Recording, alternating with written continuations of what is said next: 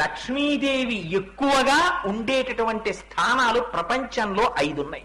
ఈ 5 మొట్టమొదటిది ఆవు యొక్క వెనక తట్టు ప్రాంతం, అక్కడ లక్ష్మీదేవి ఉంటుంది, అందుకని నమస్కారం చేస్తారు.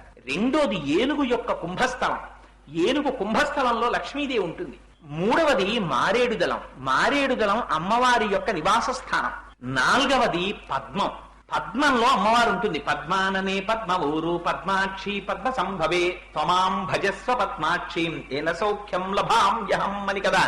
అశ్వదాయీ చ గోదాయీ ధనధాయి మహాధనే ధనం మే జుషతాం దేవి సర్వకామార్థ సిద్ధయే అని కదా శ్రీ సూక్తం.